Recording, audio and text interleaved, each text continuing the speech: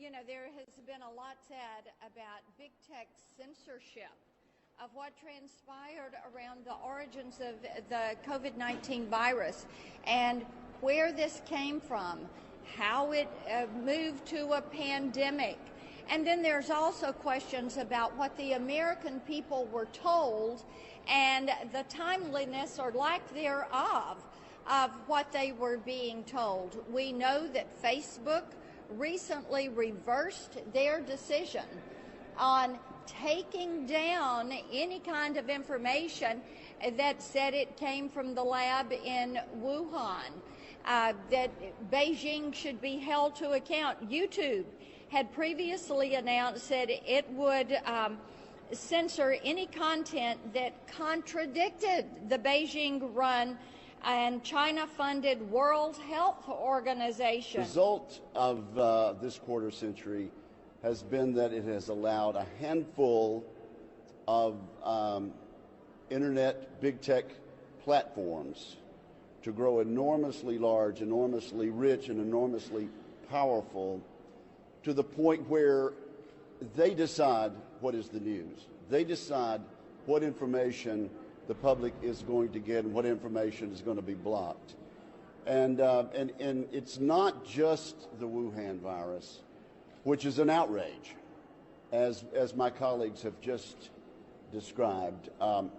We could cite chapter and verse time and time again about these big platforms deciding what we will hear and what we can't hear. So let me just help out by saying Senator Johnson is right, and I will cite a few examples. Google threatened to cut off several conservative websites, including the Federalist. How do they have the power to do that? How can they justify doing that? Companies restrict or terminate conservative users' accounts and content on social media. Facebook announced it's suspending the account of a former president of the United States. That is too much power for them to decide who can and who cannot make news and be quoted. Twitter moved to censor any coronavirus coverage that they thought, in their judgment, might cause widespread panic.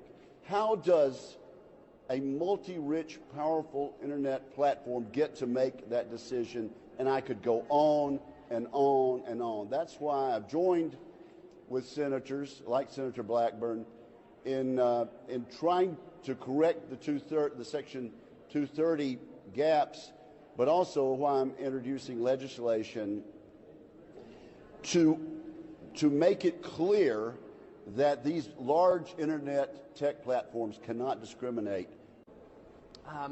You know, I was shocked as I went back and reviewed some of the letters that were written, but really what rose my suspicion was somewhere back in January of 2020. And the Chinese were saying that there was no person-to-person transmission. The WTO agreed, and the CDC didn't stand up to them. And that led for me to have a phone call with the CDC. And all the national journalists were reporting that the United States scientists were investigating this new novel virus. And when I talked to the CDC, they said, well, we've got scientists in Beijing, but they're thousands of miles from Wuhan, so we really don't have anything to tell you. And then the next thing I see is this letter signed by a group of scientists who have ignored even the possibility that this virus could have risen from the laboratory. They totally ignored it. They threw out the scientific hypothesis that this was even feasible. And didn't come to find out most of those scientists, if not all of them, were receiving some type of funding then and in the future from the NIH, and our CDC sat there and nodded their head in agreement.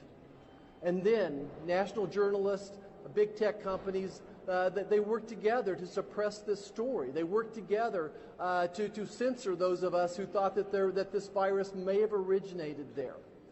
And not only did they suppress, they actually shamed people who thought that this might have came from a laboratory. And then finally, we see in Dr. Fauci's emails a collusion, working with Dr. Fauci, big tech working together to suppress this story. You know, here we are, we're 17 months later. We still don't know anything much more about this virus. You know, I think that we have to hold the CCP accountable. And if the United States is in any way accountable, if they helped fund laboratories that led to the development of this virus, then we need to be held accountable as well. And we need a deep dive into what viral gain of research rules look like going forward as well. You know, we're never going to get to the bottom of this unless we stop this cover-up of the Wuhan lab leak, until we stop Batgate. Thanks, Marcia.